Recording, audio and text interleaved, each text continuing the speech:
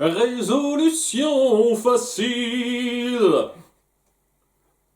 Voilà comment se termine cette saison 2. C'est pas affreux, comme l'épisode précédent, ça va. Mais j'ai du mal à être grandement pris dedans quand je vois comment ça résout autant de trucs en fait. On va commencer par le plus simple. Il y a Callum qui est toujours dans son rêve et ça va se résoudre très vite, hein. Il restait plus grand chose depuis la fin de l'épisode précédent et il est en train de faire son cauchemar, en train de se noyer, mais il a une sorte de rappel de sa mère, une dernière scène avec sa mère qui lui dit que c'est important de savoir respirer, prendre le temps dans son atmosphère, etc. Un truc de genre là. Et c'est ça qui lui fait avoir son épiphanie qu'il voulait au départ, se réveiller. Il y a un moment où Rayla dit qu'elle s'en fiche, qu'il ait fait cette magie noire, parce qu'au bout du compte c'est important qu'il vive évidemment, et elle s'apprête à dire qu'elle l'aime, mais elle ne le dit pas directement. Mais ça se sent tout de suite que vous partez là-dessus, très bien, donc on part sur un couple Rayla-Callum, je n'étais pas sûr à 100%, mais maintenant c'est clair. Ok, pourquoi pas. Ouais, il a eu son épiphanie après ça. Genre maintenant, ouais, grâce aux mots que m'a dit ma mère dans mon rêve, je sais que je suis au bout du compte à l'intérieur d'une sorte d'orbe primitive en elle-même, quoi. Le monde est une orbe primitive et il faut juste que je déploie mes ailes, que je sente cette espèce de truc intérieur en moi. Et au bout du compte, c'est juste une façon un tout petit peu plus recherchée de dire ce qu'il dit depuis je sais pas combien d'épisodes, comme quoi il faut que je sois en communion avec la nature et que je sache quoi faire, quoi. C'est ça. Et le truc, c'est que ça marche. Maintenant, ça marche, ouais. Je ressens complètement l'univers autour de moi. Je peux faire de la magie de ciel. J'ai l'arcanum du ciel. Je sais le faire. Je peux. C'est ça. Ok. Pourquoi? Parce que le scénario le veut, je suis désolé, hein, il n'y a pas de justification particulièrement forte là-dedans ou de trouvaille spéciale. Un truc qui marchait bien, par exemple, dans Luz Houseville, c'est que Luz comprenait que à son niveau, elle pouvait faire de la magie de façon différente comparée à celle des autres. Elle avait son truc et c'était pas juste, ah, il faut que je sois plus en communion, que je fasse plus d'efforts ou un truc comme ça. C'est juste j'ai trouvé un truc différent. C'est pour ça que j'ai trouvé ça très intéressant sur le principe. Et c'était un bon point, ça. Là, c'est juste, c'est la facilité, c'est la grosse facilité. Il y a besoin qu'il sache faire ça maintenant, bah, il va savoir faire ça. Et j'imagine qu'il va vraiment partir sur la voie de l'avatar. Mais c'est ça. Parce que bon, il dit qu'il doit être en communion avec son environnement et savoir écouter où il est, etc. Et ben ça va être pareil pour toutes les autres magies en fait. Il va apprendre à maîtriser toutes les autres magies parce que il saura être en communion avec chaque élément. Ça va être ça en fait. Il va apprendre les 6 éléments. Enfin, je sais pas si c'est les 6 éléments, les 6 arcanums, c'est ça, grâce à ça. Je suis prêt à parier 500 € là-dessus. Alors bon, peut-être pas tous les arcanums, mais au moins pas un seul. Pas un seul. Donc ça, je trouve que c'est super facile. C'est super facile, je suis désolé. Donc de son côté, Ezran donc, a rendu visite à Claudia, juste pour parler en fait. Pourquoi spécialement elle? Parce que pourquoi pas? Je sais pas, il y avait rien de spécial entre eux pour qu'ils sentent particulièrement le besoin de lui parler spécifiquement à elle, mais sur le coup, il veut juste lui parler. Dire, ah, maintenant que j'ai appris que mon père est mort, ça me fait quelque chose, j'ai envie de te parler à toi parce que pourquoi pas. C'est ça en fait, ok, tu veux Ezran.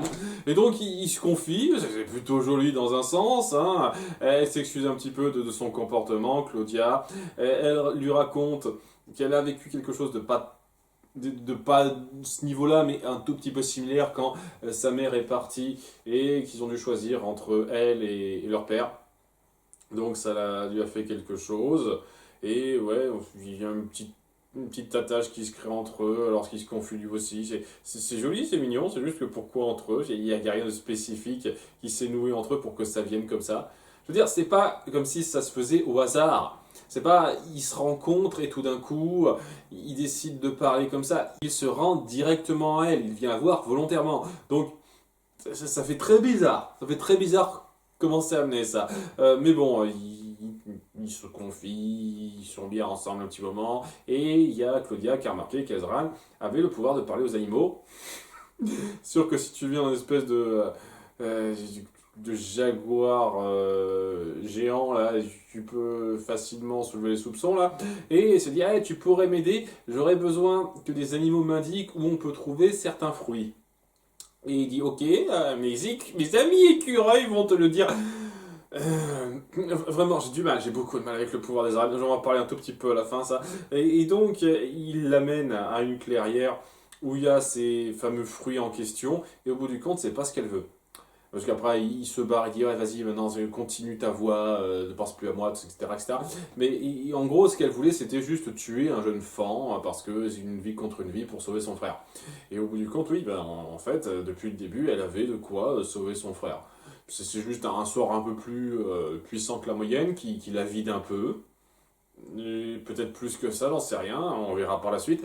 Mais voilà, quoi, elle revient avec un espèce d'ultra pouvoir, elle fait peur à tout le monde, mais elle permet à Soren de récupérer l'usage total de son corps. Et au bout du compte, ben ça a servi à montrer que ces deux-là sont proches et qu'elle ne veut pas le laisser pourrir d'une quelconque façon, ce qui est pas trop mal. Néanmoins, ouais, les interactions n'ont pas suffi à rendre ça particulièrement prenant.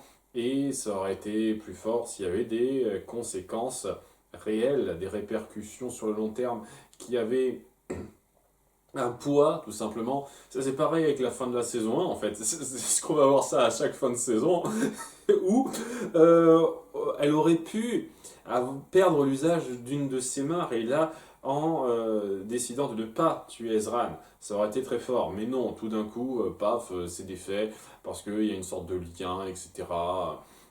Il me semble que je me suis déjà un peu penché là-dessus, donc je vais pas en dire plus, mais voilà, ça aurait été quand même plus fort psychologiquement d'oser estropier un petit peu le personnage suite à ses décisions et montrer qu'elle peut quand même s'en sortir. Et là, ça aurait été pareil, quoi. On aurait pu avoir un Soren un petit peu handicapé, hein, pas juste au niveau des jambes, hein, il aurait pu s'en sortir pour le reste, et continuer d'avoir un rôle, mais différent. Ça aurait été assez fort. Et ça aurait pu donner un peu de développement psychologique au gars qui, je dois avouer, pour l'instant, il casse pas la baraque. Mais maintenant, tout va bien, il est content, je peux remarcher. Il va falloir un petit peu que je récupère parce que bon, il n'est pas non plus à 100% de sa forme tout de suite, et elle non plus, puisque bon, ça l'a vidé. Ça lui a donné une mèche blanche. Ça veut dire quelque chose, je sais pas trop. Et donc, voilà, ils sont un peu dépités de ne pas avoir réussi la mission que leur père leur a donnée, mais ils ont quand même réussi à avoir une corne de dragon de la confrontation d'il y a 2 épisodes, donc ils sont pas revenus sans rien. Et de toute façon, ça leur servira pas à grand chose, puisque leur père sera pas trop en état de les féliciter proprement ou inversement. Mais on en parle tout de suite. Voilà, il est un petit peu dépité de voir qu'il peut pas trop savoir ce qui se passe dans la tête d'Aravos, notre Viren, mais il accepte quand même, une fois qu'il s'est plaint auprès de lui, de suivre son conseil pour se venger de ceux qui n'ont pas suivi ses recommandations très vives. Voilà, il en veut toujours aux 4 royaumes d'avoir renié leur aide. Et donc, Aravos lui dit, ok, si tu veux les convaincre, il faut que tu le fasses par la peur. Donc il lui a indiqué un sort pour créer 4 ombres qui iront attaquer les 4 royaumes respectifs afin de instiguer la peur et leur faire comprendre qu'il y a un problème. Sachant que ce sont des ombres magiques. Autrement dit, à moins qu'ils ne soient pas du tout au courant du concept de magie noire, ce qui est un peu bizarre, surtout du point de vue du royaume dirigé par Anya, dont les parents quand même devraient être au courant du principe de magie noire, puisque c'est quand même ça qui a permis de les sauver de la famine il y a plusieurs hivers de ça. C'est un peu bizarre, parce que les dirigeants du royaume vont se dire que c'est plus de la magie noire plutôt qu'un monstre qui attaquerait, ou alors il y a une sorte de signature que j'ai pas vue là-dedans. C'est pas trop. Parce que si on parle là-dessus, je me pose la question, qu'est-ce qui l'empêchait d'avoir cette idée lui-même, en fait, Viren, d'utiliser sa magie pour faire croire aux 4 royaumes qui sont également la cible des créatures de Xadia. Et donc les mettre directement dans le bas pour qu'ils soient davantage ouverts à l'idée de se joindre à lui pour les combattre. Ce genre de choses, vous voyez? Donc je suis pas sûr. Mais la façon dont c'est montré, je suis même pas sûr si c'est vraiment pour les convaincre de quelque chose ou si c'est juste pour se venger, en fait. J'en sais trop rien. Je pense que Viren voudrait quand même qu'il participe, mais c'est pas sûr du tout maintenant. Enfin bon, j'ai le sentiment qu'ils vont juste être cons, croire que ces espèces de créatures qui sont clairement des espèces d'ombres magiques viennent forcément de l'autre côté du continent, alors que c'est clairement de la magie humaine. Et vouloir faire la guerre après coup, je sais pas trop. Si ça part là-dessus, ça sera pas très malin, je trouve. À moins qu'on fasse de la bonne mise en scène sur comment ils vont attaquer les différents royaumes. Peut-être que ces ombres peuvent se transformer en créatures qui viennent de Xadia et ce serait logique. On verra. On verra. Ne me le dites pas en commentaire, s'il vous plaît. Donc, il est plutôt vénère et c'est là que la garde fait enfin son job depuis le temps. Et une fois de plus, je sais pas qui est avec lui, qui est contre lui, c'est pas clair du tout, hein. Mais bon, apparemment pour l'instant la garde est plus du côté du Haut Conseil en règle générale plutôt que lui. Et il s'apprête à l'attaquer dans sa chambre apparemment, on voit un truc proche là, parce qu'ils l'ont repéré enfin, et il se débat bien en utilisant la magie, en étant aidé par Aravos qui lui dissémine différents éléments au sceptre qu'il porte, comme ça il peut être très rapide dans sa magie. Ça lui fait tuer quelques soldats, je veux dire, on le voit engeler un et le réduire en morceaux, en réduire un en cendres. Même si c'est pas fait de façon très violente, c'est quand même assez puissant à ce niveau-là. Mais lorsqu'il finit par être un peu affaibli par les tirs de flèches, qu'il est encerclé, Caravos se dit on n'a peut-être pas le dessus, ce serait bien que tu te rendes maintenant. Ils sont pas en mode il faudrait qu'on l'exécute assez rapidement ce gars-là. Non, non, non, hein, il s'est défendu pour sa vie, il a tué plusieurs personnes, il a commis un crime de haute trahison avant ça. On va juste l'enfermer apparemment, je sais pas. Ou alors on prévoit un tribunal pour le juger. J'espère que ce sera ça, on verra. Et ouais, pour l'instant il est un peu dépité, mais il y a Ravos qui dit je suis avec toi, on s'en sortira mieux par la suite. Évidemment, c'est pas terminé pour lui.